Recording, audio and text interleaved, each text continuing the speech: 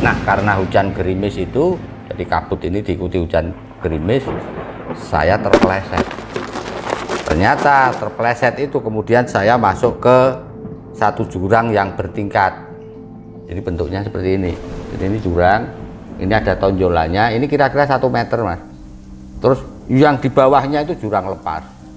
Dan ini sangat tinggi. Sangat tinggi. Jadi akibat dari jatuh itu kan jatuhnya dari berdiri, terus jadi duduk, jadi ankle itu dua-duanya kesleo, terus ditambah tulang ekor ini sakit. Nah, akibatnya ya ketika berdiri ini susah payah. Tapi sebelum berdiri, yang paling mengerikan lagi mendekat. Nah, ketika mendekat ini saya seperti blackout. Jadi kayak gelap, tapi terasa kayak dipeluk. Dan saya merasa dibawa terbang. Karena posisi saya blackout dan setengah kayak tidur gitu loh. Tapi ketika saya merasa bangun, saya sudah berada di sebuah desa.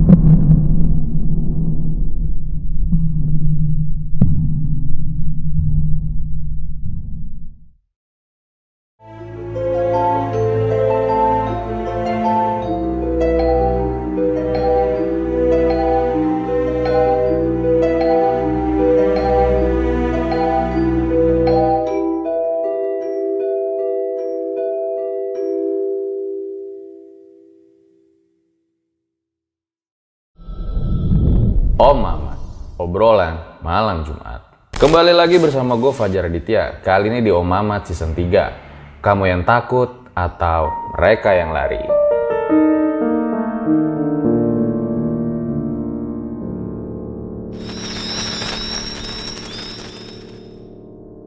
Jadi malam Jumat itu waktunya sama narasumber. Nah, sekarang di samping gue nih udah ada Pak Alex, seorang pendaki senior ya, dimana beliau ini punya pengalaman terjatuh ke jurang ketika mendaki Gunung Unggaran di tahun 1984. Langsung aja kita tanya-tanya nih. Selamat malam Pak Alex. Ya, selamat malam. Saat itu jatuh ke jurang, Pak? Ya. Jadi itu pendakian saya solo yang pertama. Jadi mendaki tunggal yang pertama. Juga mendaki nyaris tanpa trek yang pertama.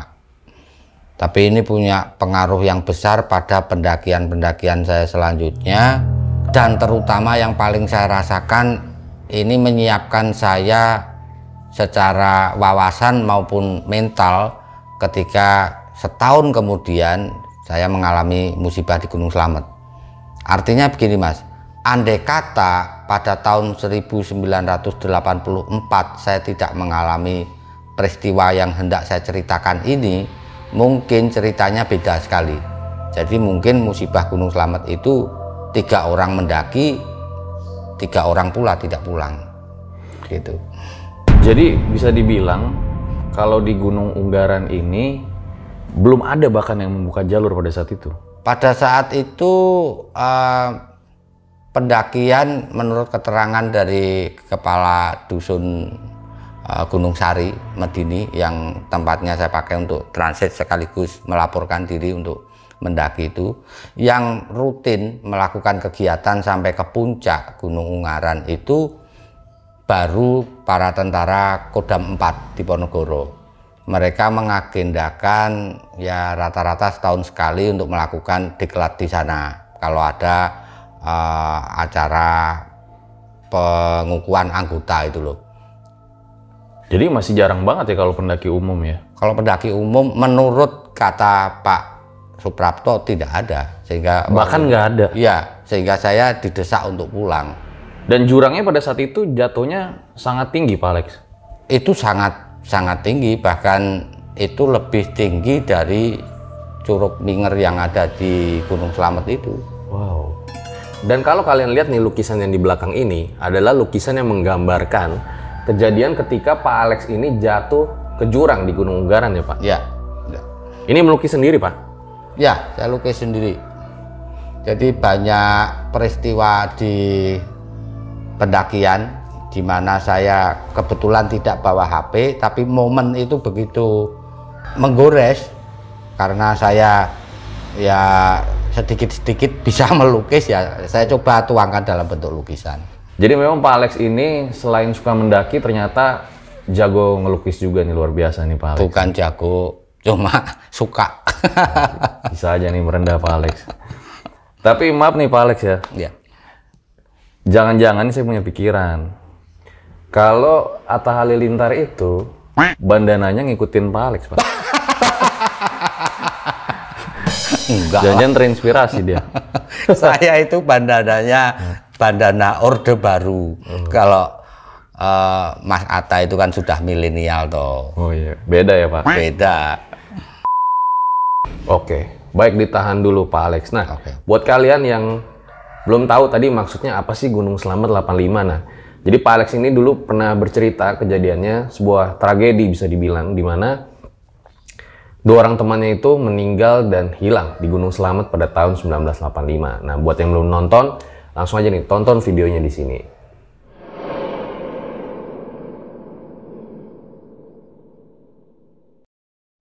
Sebelum gue mulai, jangan lupa dukung terus konten-konten RJ5 dengan cara subscribe, like, comment, share yang banyak biar kita makin semangat bikin videonya. So, gue rasa langsung saja, berikut adalah ceritanya.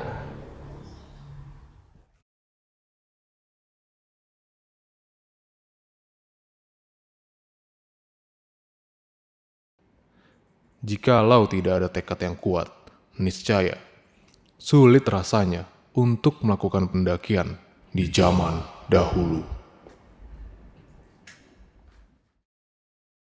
Sebenarnya kalau ditinjau dari segi ketinggian, pada masa tahun 90-an itu Gunung Ungaran tidak termasuk kriteria gunung yang layak didaki.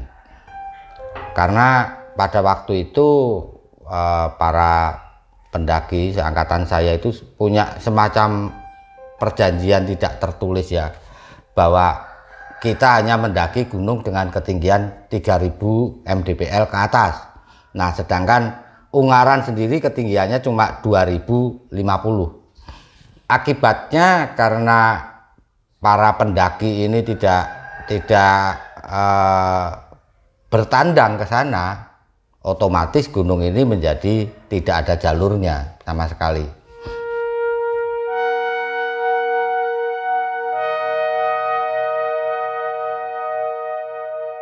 Jadi di 84 itu belum ada jalurnya sama sekali? Belum. Jalur pendakian itu masih berupa rintisan yang dibuat oleh para tentara Kodam. Jadi Gunung Ungaran ini yang saya ketahui setelah saya sampai di desa Gunung Sari, hanya secara rutin didaki para tentara Kodam untuk melaksanakan diklat, didikan dan latihan di lapangan. Itu pun setahun sekali. Jadi yang mendaki di situ hanya tentara. Itu yang membuat saya hampir tidak bisa mendaki. Jadi di rumah kepala dusun itu saya dianjurkan untuk pulang. Karena satu, saya sendirian, belum pernah mendaki di situ, dan memang gunungnya tidak lazim didaki selain oleh tentara. Gitu.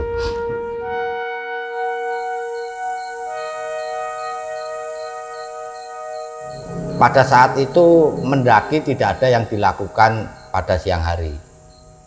Pendakian pasti dilakukan pada malam hari. Karena apa? Karena kita juga punya tradisi kalau memang pendakian ini sukses, maka kita akan berhasil melihat sunrise dari atas puncak tertingginya.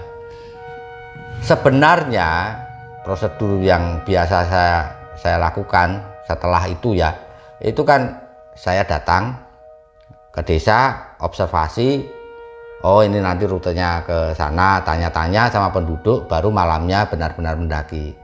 Tetapi pada saat pendakian yang ke Ungaran ini tidak berhasil saya lakukan karena waktu saya habis untuk membujuk Pak Kepala Dusun yang namanya Pak Suprapto itu agar saya tetap diizinkan. Jadi saya pasang muka memelas, saya sampaikan bahwa saya itu mahasiswa Pak. Untuk sampai ke sini saya harus menyisihkan uang. Tolonglah kami. Nah, tolonglah. Kalau saya pulang, saya bukan hanya malu sama diri sendiri, tapi malu juga sama teman-teman. Bang, saya pamit mendaki kok. Gitu. Strategi mahasiswa ya. Waktu itu kan mahasiswa. Biar skripsinya di ACC gitu juga biasanya Pak. Ya gitu ya. Tapi ini jadi tahu juga saya Pak Alex ya, dimana pada saat itu berarti observasinya langsung ke desa sebelum pendakian dimulai. Iya. Nah, setelah berhasil meyakinkan, saya disuruh istirahat. Ya sudahlah, kalau memang ini mau nekat, istirahat dulu. Tapi saya mau ingatkan, dia bilang gitu. Lalu dia cerita tentang adanya sebuah desa, namanya Desa Krincing. Desa Krincing ini berada di atas Desa Gunung Sari yang saya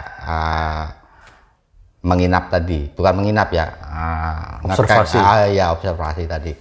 Nah, Desa Krincing ini konon hilang pada saat zaman Jepang karena seluruh penduduknya ditumpas oleh Jepang. Nah, masalahnya adalah sampai pada saat itu banyak orang desa itu bisa tersesat sampai di desa itu, yang diyakini sebagai desa gaib. Jadi penampakannya kalau di sana katanya Pak Suprapto itu ya, dia akan menjumpai desa pada zaman dulu. Lalu ada tentara Jepangnya, ada perempuannya, ada laki-lakinya, ya masyarakat itulah. Jadi desa yang aslinya memang sudah tidak ada? Sudah tidak ada. Karena sudah dibantai oleh tentara Jepang. Dan sekarang sudah menjadi hutan gitu loh. Tapi kalau ada warga yang tersesat, itu mereka akan merasa masuk ke sebuah desa, tetapi anehnya desa ini sudah kuno. Dan penduduknya itu juga ada Jepangnya, ada apa gitu. Jadi kayak zaman penjajahan itu.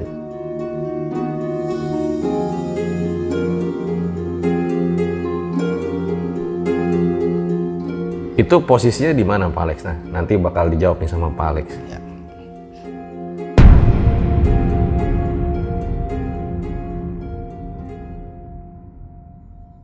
Buat kalian yang punya pengalaman horor nyata, bisa kirim cerita kalian ke email rj5 atau DM Instagram rj5.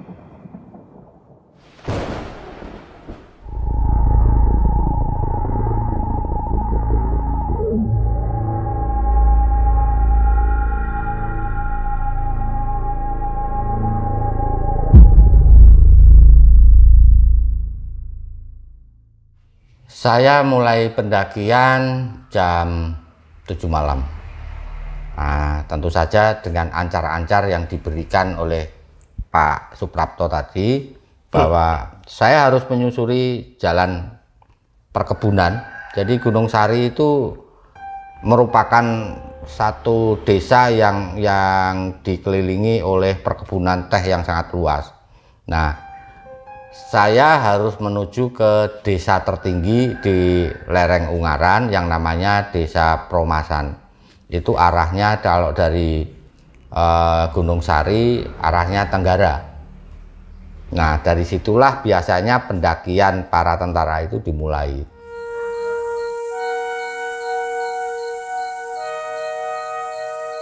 Nah, untuk sampai ke Desa Promasan saya harus menyusuri jalan makadam, jalan perkebunan itu terus naik, nanti di samping pabrik teh Medini ada jalan yang kalau saya ikuti itulah yang akan menuju ke Perumasan. Itu pada saat itu bulannya cukup terang, jadi pada saat mulai pendakian itu suasananya cukup jelas dan syahdu. Baterai juga lancar, fisik juga. Itu hutan sehat. lebat? Enggak, ini perkebunan teh. Oh, masih perkebunan? Ya, jadi dari rumahnya Pak Suprapto tadi saya menyusuri kebun teh ya. Dan nggak ada siapa-siapa selain Pak Alex sendiri? Siapa-siapa. Kalau jam segitu penduduk lereng gunung sudah pada tidur, kedinginan kan. Nah, tetapi sehabis pabrik teh saya tidak menemukan pertigaan. Kalau katanya tadi kan di samping pabrik teh itu ada pertigaan, nah itu saya harus belok ke kiri. Nah, karena saya tidak menemukan, saya mengasumsikan bahwa yang dinamakan di samping itu mungkin selang beberapa meter. Saya terus jalan sambil terus lihat ke kiri. Baterai saya nyalakan selalu ke arah kiri dan tidak ada belokan ke kiri. Itu terus sampai kira-kira jam 12 malam, jadi jam 7. Alhasil ini Gunungnya Ungaran ya. Harusnya saya ke sana, ini menjadi ke sana. Jadi harusnya saya berada di utara Gunung Ungaran, saya menjadi di sebelah barat Gunung Ungaran. Di mana disitulah menurut ancar-ancarnya Pak Suprapto, Desa Krincing berada. Yang diwanti-wanti jangan ke sana. Diwanti-wanti jangan ke sana, tapi jalannya itu memang tidak ada. Satu-satunya jalan yang menuju ke situ, melewati itu maksudnya. Gitu. Nah, jalan ini terus kayaknya ini akan melingkari Gunung Ungaran. Belakangan saya tahu bahwa ini jalan menuju Candi Gedong Songo tapi lewat Babatan. Itu setelah bertahun-tahun kemudian. Nah, setelah mulai jam 12 itulah saya, wah lah kok saya salah. Karena kan cuaca kan cukup cerah, jadi puncak akan selalu kelihatan. Dan kalau kita mendaki kan acuannya kan puncak, harusnya saya di sebelah mananya. Lah ini kok sudah di sebelah barat, salah ini. Nah, saya mulai dilematis. Kalau sudah jam 12 dan tidak nemu jalan, kalau saya pulang yang pertama kali saya pasti malu sama Pak Prapto.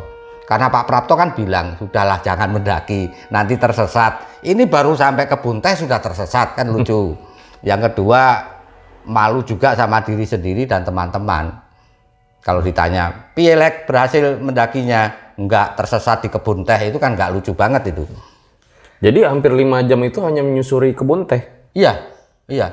Dan memang sampai di Perumasan pun sebenarnya itu tetap kebun teh, cuman posisinya harusnya di utaranya gunung. Akhirnya karena takut malu, harga diri dan sebagainya, apapun lah pertimbangan waktu muda itu, oke saya terobos aja ini gunung. Itu.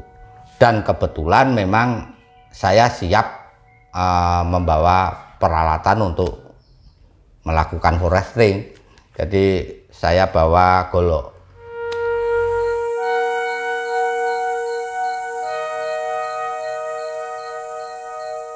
Berbekal golok itulah saya menjadi pede untuk mulai menerobos hutan. Tapi itu juga sebuah kesalahan, Mas. Artinya setelah saya berjalan menyusuri hutan, pada tingkat kerapatan tertentu, golok tidak membantu, tapi malah mengganggu. Jadi golok hanya efektif apabila kita merintis jalan itu bisa sambil berjalan biasa. Ini akan bisa untuk menebas. Tetapi kalau kerapatannya sudah sedemikian rupa sehingga kita harus merangkak, apalagi sudah sampai harus merayap, ini sudah tidak ada gunanya. Golok itu hanya akan bikin kita nyangkut aja, gitu. Nah, itu saya temukan di sana.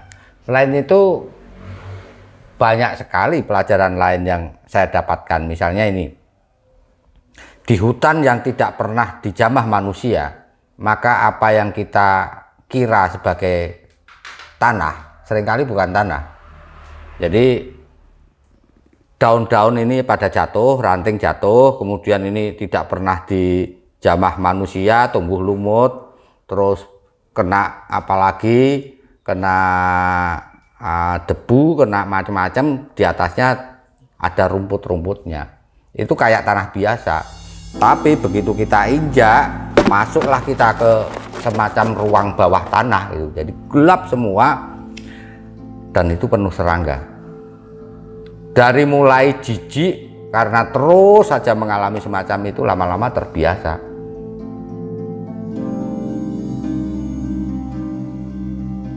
Nah, andai kata hal-hal seperti ini tidak saya alami di Ungaran, saya kira ketika setahun kemudian saya tersesat di Gunung Slamet, nyali dan wawasan saya sudah sangat berbeda.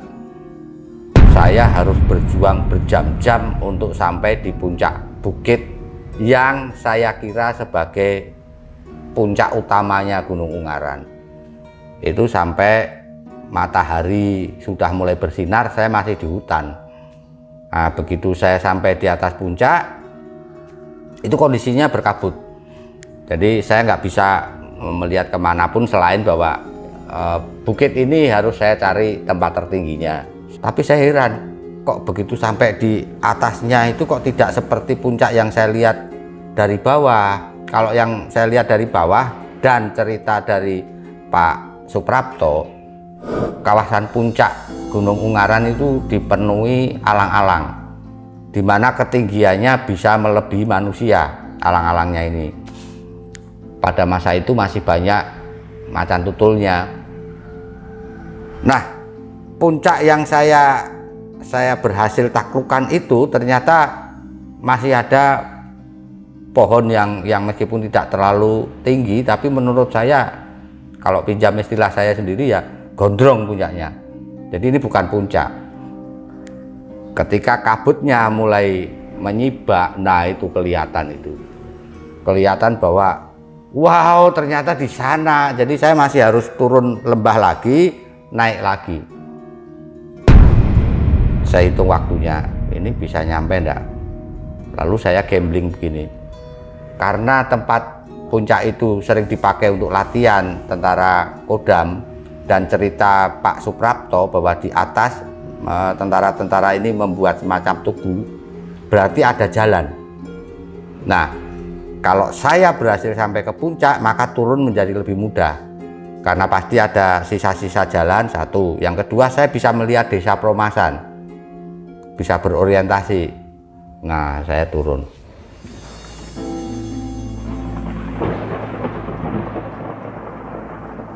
Gabungan antara licinnya hutan yang diakibatkan kabut dan gerimis. Kalau saya tidak tepat waktu mencapai puncak yang sebenarnya, di mana saya bisa berorientasi, ini bisa lebih fatal lagi, karena jelas di hutan itu adalah hutan yang belum dijamah manusia. Nah, karena hujan gerimis itu, jadi kabut ini diikuti hujan gerimis, saya terpeleset. Ternyata terpeleset itu kemudian saya masuk ke satu jurang yang bertingkat. Jadi bentuknya seperti ini. Jadi ini jurang, ini ada tonjolannya, ini kira-kira 1 meter, Mas. Terus yang di bawahnya itu jurang lepas. Dan ini sangat tinggi. Sangat tinggi. Jadi akibat dari jatuh itu kan jatuhnya dari berdiri terus jadi duduk, jadi ankle itu dua-duanya kesleo, terus ditambah tulang ekor ini sakit. Nah, akibatnya ya ketika berdiri ini susah payah. Tapi sebelum berdiri, yang paling mengerikan lagi kan tadi kesangkut-sangkut. Jadi ransel kesangkut, mula-mula kesangkut satu, talinya putus. Lalu ketika jatuh itu, ransel itu tidak ikut jatuh. Jadi semua perbekalan itu nyangkut di atas.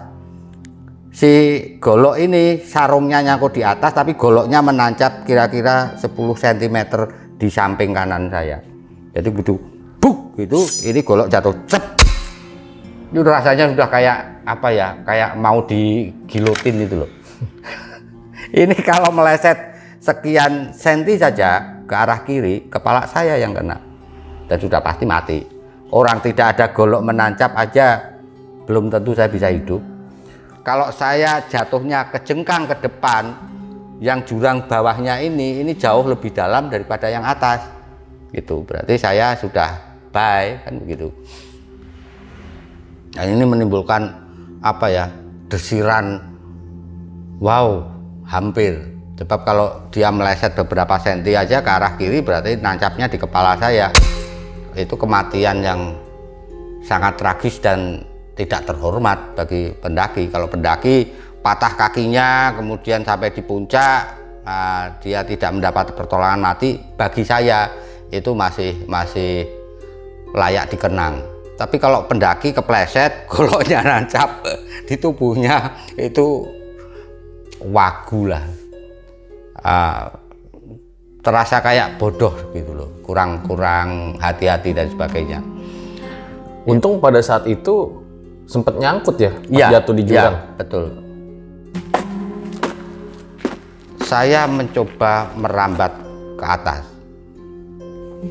menaiki ini tebing yang ini, dan itu tidak bisa karena bukan jenis tebingnya itu bukan murni batuan yang apa ya, yang utuh gitu loh Mas. Kalau batuan yang utuh ada celah, kita masih bisa dengan teknik mendaki tebing kan, meskipun itu tanpa bubuk magnesium, tanpa tali, tapi itu masih ya ada kemungkinan gitu loh, masih ada kemungkinan kita bisa berusaha.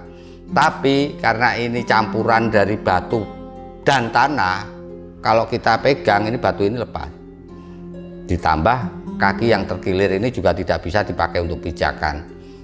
Saya simpulkan, aduh, aku nggak bisa naik ke atas. Turun ini semua rata dan 90 derajat. Jadi saya nggak bisa menggelincirkan diri sambil menahan laju tubuh, juga nggak bisa. Sementara puncaknya itu kayak ini ya, jadi kabutnya tersibak dan seperti mengejek gitu loh. Jadi yang warna kuning itu kan puncaknya itu. Jadi ada di sana, tapi saya terjebak di situ dan frustrasi karena seluruh perbekalan berada di ransel. Saya cuma punya tubuh yang terkilir plus golok yang tidak ada gunanya, karena apa yang mau saya potong di tebing itu, nggak ada. Saya lakukan apapun yang bisa dilakukan orang yang hampir mati Mas. Mulai dari, kecuali satu yang tidak saya lakukan, menangis. Mulai berdoa sampai akhirnya ketika doa ini juga nggak ada jawaban, jadi mengumpat, jadi apalah. Karena nggak bisa ngapa-ngapain ya di situ iya, aja. karena memang nggak bisa ngapa-ngapain gitu. Kadang-kadang pada saat itu terlintas pikiran, kenapa tidak jatuhnya itu langsung aja ke bawah selesai. Tapi kalau posisi begitu kemudian saya menjatuhkan diri, ini persoalannya beda lagi gitu.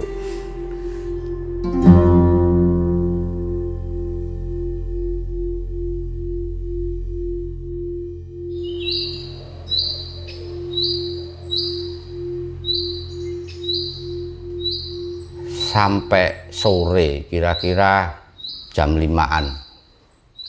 Jadi saya lapar, saya haus, saya stres, tubuh sakit. Ketika itu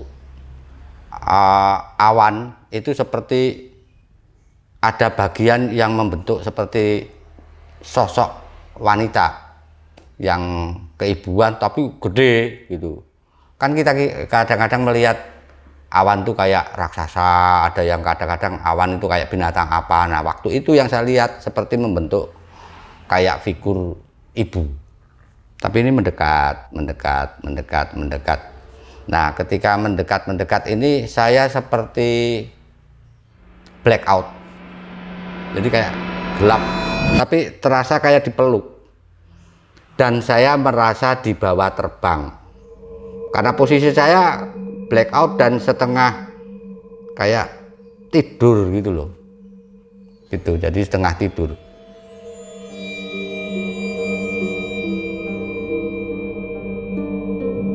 Nah, apakah yang sebenarnya terjadi adalah saya tertidur di situ dan itu semua halusinasi, atau memang ini urusan mistis, itu saya nggak bisa jelasin. Karena dua hal ini bisa saja.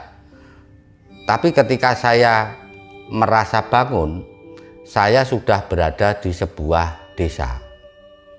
Semua atap maupun dinding itu dibuat dari alang-alang.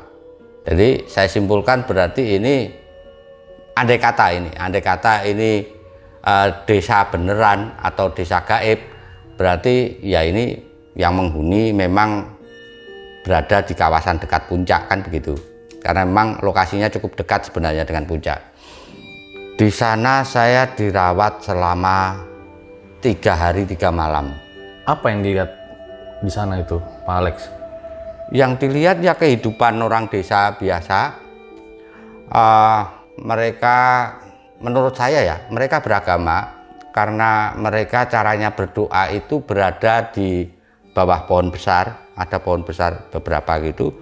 Mereka membakar seperti akar tanaman yang kering, tapi saya nggak tahu ini akar apa, nggak tahu. Jadi dibakar kayak dupa, dibakar terus begini. Saya tidak bisa mendengar doanya pakai bahasa apa, tapi mereka berkomat kamit. Dari situ saya simpulkan mereka punya agama. Mungkin itu semacam apa Hindu kuno apa-apalah, saya nggak tahu. Tapi yang dilihat pada saat itu penduduknya seperti apa? Orang-orangnya ya seperti orang-orang desa yang kulitnya kusam begitu. Ada rona merah tetapi lebih banyak hitamnya. Dari apa yang ada, misalnya ada tahu luku nggak, Mas? Apa tuh, Pak? Luku itu apa ya bahasa Indonesianya? Jadi yang untuk menggarap sawah itu loh, yang ditarik sama sapi. Garap sawah ditarik? Iya, itu dari kayu besar. Kalau di Jawa disebut luku. Oh, yang kayak gerobak? Tapi ini sebenarnya untuk menggarap sawah. Nah, itu ada di situ.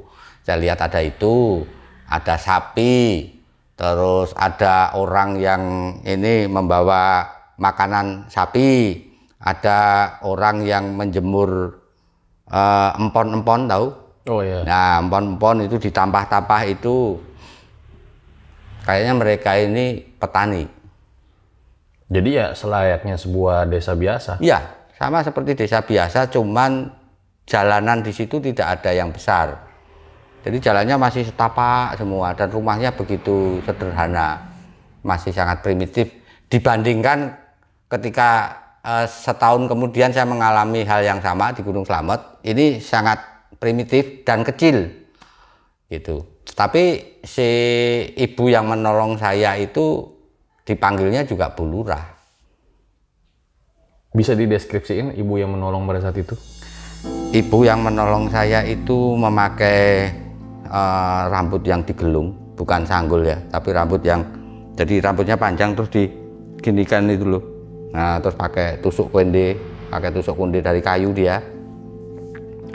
Dia pakai baju kebaya itu warnanya putih, cukup cantik sebenarnya, tapi yang jelas yang tampak dari matanya itu keibuannya.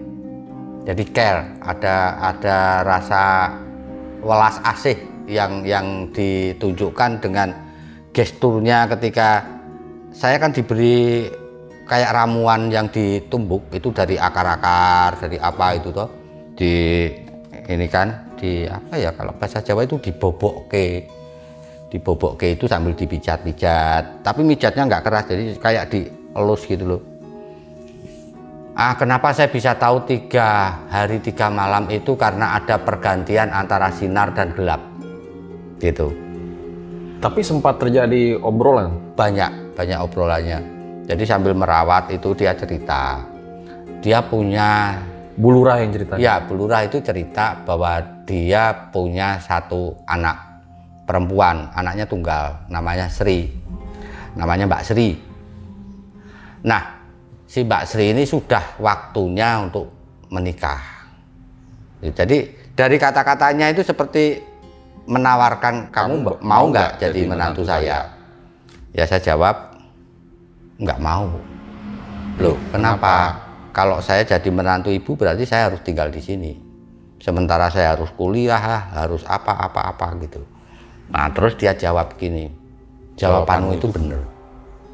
Sebab kalau kamu menikah maka kamu akan kemanusiaan, kamanungsan itu ya, kamanungsan, kalau di Jawa kamanungsanmu itu, kemanusiaanmu itu akan terdistorsi, terkorupsi. Kamu tidak lagi bisa menjadi manusia, gitu. Termasuk kalau di sini kamu makan dan sebagainya, maka apa ya, kepribadian kita itu sudah terpengaruh dan ini menghambat kita untuk pulang. Mungkin kalau dipakai bahasa awam, kita sudah menjadi manusia setengah jin karena sudah makan, apalagi kemudian berkeluarga sama mereka. Sempat makan di situ, Pak? Enggak. Jadi saya tidak makan dan dia mengatakan bahwa itu benar, sikap itu benar. Jadi ini agak apa ya, kontroversial gitu loh. Menurut saya sih harusnya dia membujuk saya atau menekan saya, tapi tidak. Jadi si ibu ini merawat saya sambil memberitahukan banyak hal tentang alam mereka. Banyak hal yang saya ketahui justru dari mereka. Misalnya begini, apa yang kamu lihat sebagai, tahu kunir ya Mas? Apa tuh kunir? Kunir itu empon-empon bumbu yang sebenarnya akar, warnanya kuning, biasanya untuk membuat sayur yang berwarna kuning. Itu kunir. Kayak kunyit. Nah, kunyit. Nah, itu kunyit. Kalau di sini yang kamu lihat kunyit, di duniamu itu emas. Kalau di sini yang kamu lihat itu buah itu sampah dari tanaman itu, maka manusia itu melihatnya sebagai sarang burung. Gitu. Nah, banyak hal. Jadi termasuk misalnya dari kaum kami menawarkan sama kamu, mau nggak saya bantu menjadi kaya, tapi kamu cukup membuat tumpeng dengan tahu ingkung ya? Nggak tahu Pak. Jadi ayam yang dimasak utuh. Apa itu namanya?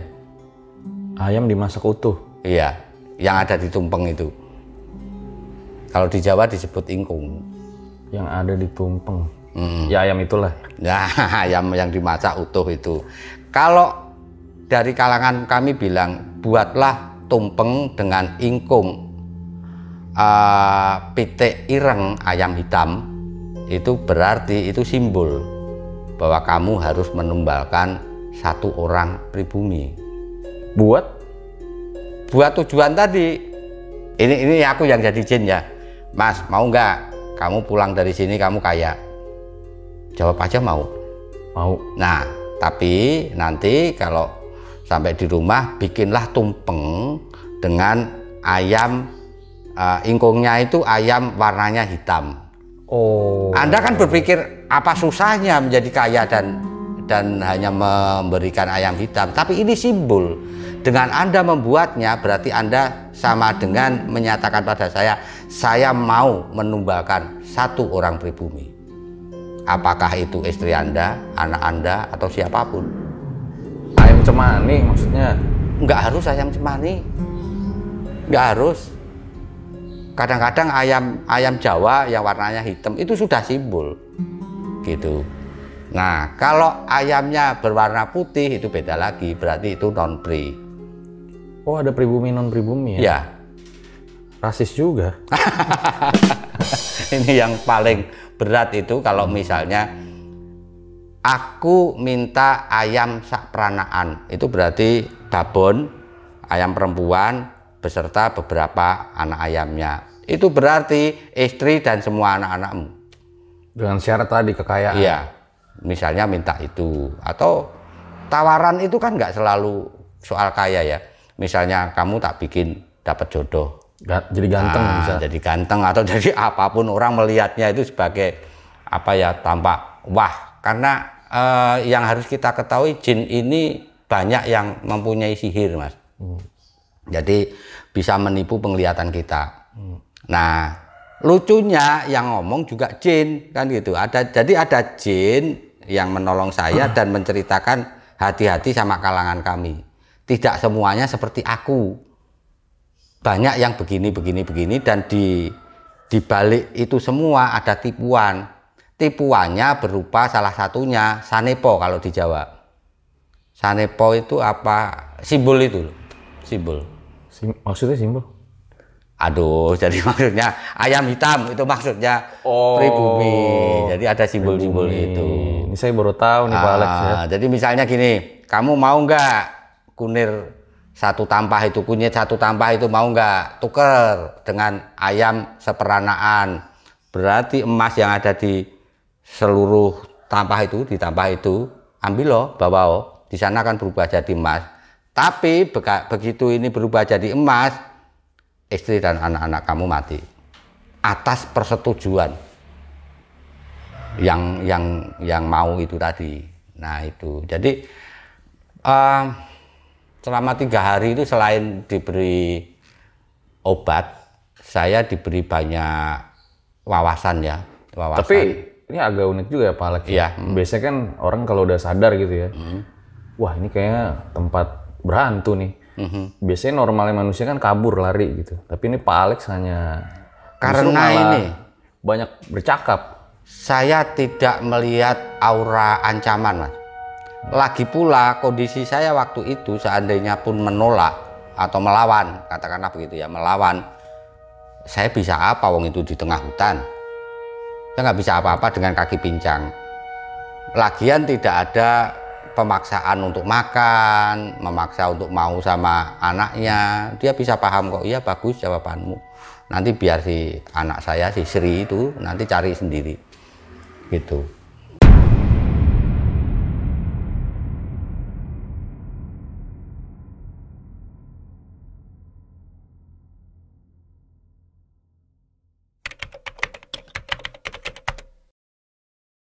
Setelah 3 hari itu saya ditanya, gimana kakinya sudah bisa jalan? Sudah, meskipun masih agak pincang kayaknya ini.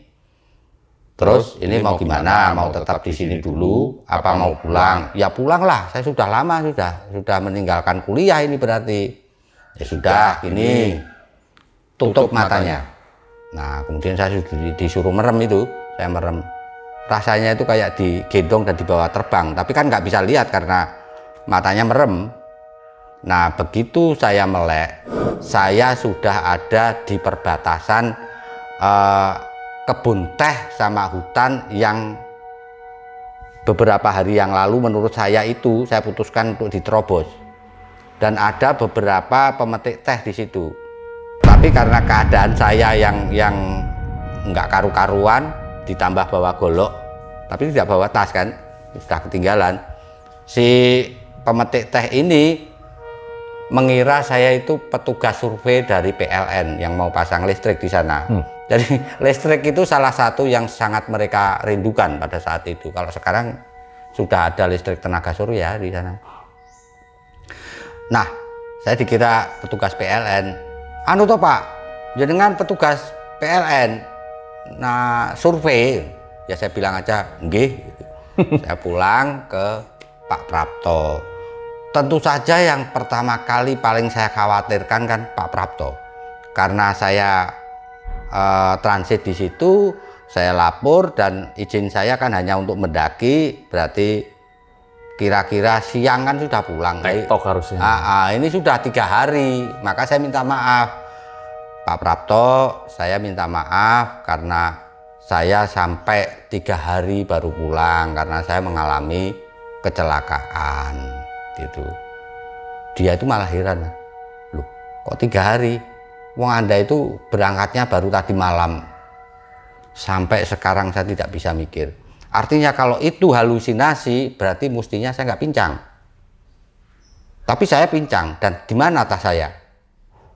Tasnya nggak ada? Nggak ada. Jadi saya hanya pulang bawa golok itu. Golok-golok tok. Terus apa ada sisa yang dioles-oles tadi itu dibobok Ada sisanya. Kayak gimana sisanya? Sisanya ya nempel itu toh, warnanya kehitam-hitaman itu, dan dia Mbah Praptonya kan kemudian saya ceritain, dia bilang ya mungkin itu kerincing. Saya bilang enggak kerincing. Kalau kerincing itu kalau kita menuju puncak, kerincing itu desa Kerincing yang dianggap desa gaib di sana itu ada di sebelah kanan. Kalau ini sebelah kiri, karena kemudian saya meminta Sultan beloknya ke kiri, sudah masuk ke jurang, dan itu berada di antara puncak yang saya daki, yang belakangan ini karena belum ada namanya saya sebut saja Puncak Alek sama teman-teman itu. Dan ini puncak yang sebenarnya ini sudah di sini, ini jelas bukan Kerincing. Nggak akan ada orang desa bisa kesasar di situ, gitu. Dan nggak ada juga yang ngelihat kayak tentara-tentara Jepang di situ? Nggak ada tentara Jepang, semuanya orang pribumi. Makanya ditanya dulu tadi, Ya. pribumi non pribumi? Bukan, sudah ada hubungannya itu hubungannya sama sesaji itu. Canda, Pak. Iya. Oke, nanti bakal banyak pertanyaan di closing.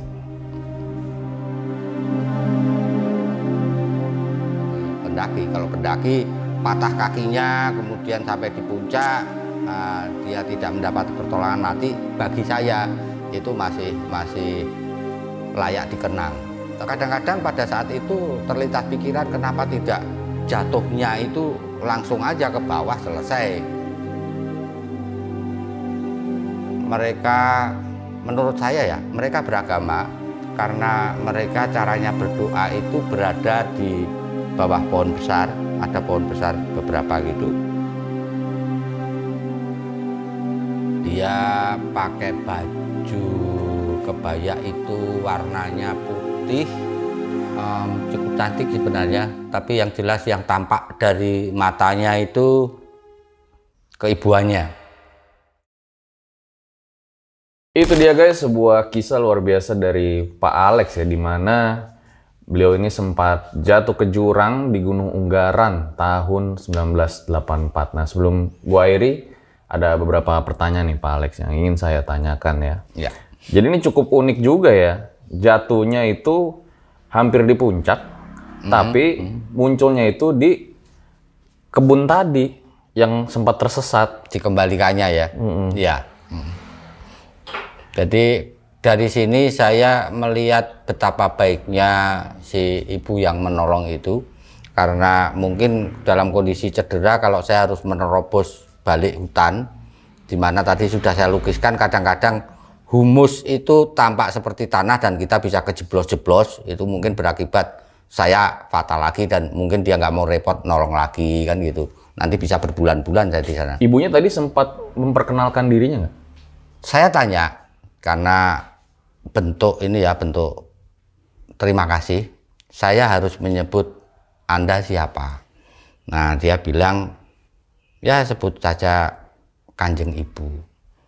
Nah, ini satu apa ya, bagi orang Jawa satu dilema. Nama Kanjeng Ibu itu oleh orang Jawa biasanya disematkan pada Ratu Kidul. Siapapun orang Jawa ngomong Kanjeng Ibu itu berarti Ratu Kidul. Gitu. Nah, dia menyebut dirinya Kanjeng Ibu.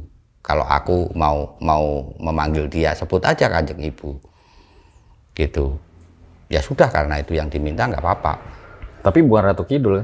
Bukan, sama sekali bukan.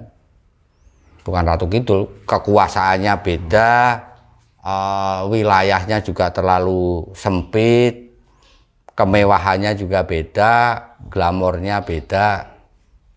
Tetapi yang saya lihat luar biasa dari dia itu welas asihnya itu. Melihat spesies lain yang tidak berdaya kemudian ditolong. Dengan catatan bahwa ini benar-benar terjadi dan bukan halusinasi loh Mas. Sebab psikologi bilang dalam keadaan orang trance itu dia bisa memanjat, bisa apa, bisa. Gitu. Ini kan kalau saya menyebut gaib kan karena ini hal yang belum bisa saya jelaskan, gitu. Tidak ada bukti empirisnya. Artinya memang di situ ada peninggalan desa apa itu kan juga nggak ada, gitu. Tapi mungkin nih ada sebagian netizen nih Pak, mungkin kan, kok bisa balik di kebun lagi yang pas tersesat gitu? Apa memang mungkin Bapak pingsan di situ awalnya gitu? Bisa juga begitu. Tapi seingat saya tidak pingsan di kebun teh. Itu pas semangatnya saya, wah ini aku bawa golok kan begitu. Ternyata golok itu tidak banyak membantu kalau kita harus merangkak atau merayap. Yang mana sebenarnya kalau mau dihubung-hubungkan ya dengan kejadian di Gunung Slamet 85, ini kayak Pak Alex tuh dikasih training dulu gitu ya? Ya, itu betul yang saya rasakan.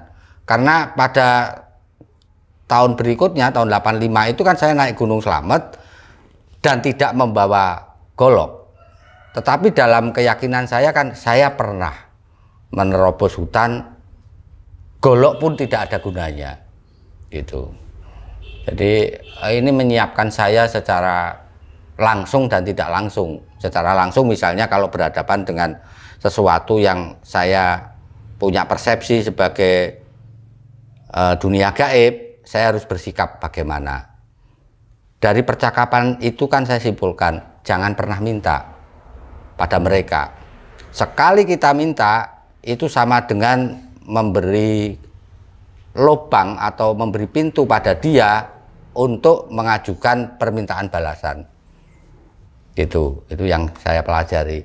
Nah, waktu itu kan saya tidak minta untuk ditolong, karena yang saya sambati, yang saya ratapi kan Tuhan. Kalau yang datang itu kan bukan saya minta tolong ke dia gitu. Tapi tiba-tiba memang ditolong gitu. Nah, gitu. Oke, baik. Gue rasa cukup demikian episode Om Mamat pada kali ini. Makasih sekali lagi Pak Alex telah menyempatkan waktunya buat bercerita di RJ5. Jangan lupa juga nih subscribe channelnya Pak Alex. Apa namanya Pak? Dia Tomblok Channel. Nah, nanti bakal ada linknya di deskripsi. Itu channelnya tentang apa Pak? Banyak ya. Itu sebenarnya channelnya istri. Dia banyak mengupload misteri, kemudian pendakian, ada juga tentang bela diri, ada yang tentang keseharian juga, macam-macam lah itu. Oke, jadi langsung aja kalian pantengin channelnya Pak Alex. Terima kasih sekali lagi Pak Alex. Sama-sama. Ambil baiknya, buang buruknya. Dengan adanya cerita-cerita seperti ini, jangan malah menjadikan kalian takut, akan tetapi kalian harus semakin yakin dan percaya dengan kebesarannya. Gue Fajar Aditya, Pak Alex, RJ5 undur diri. Ciao.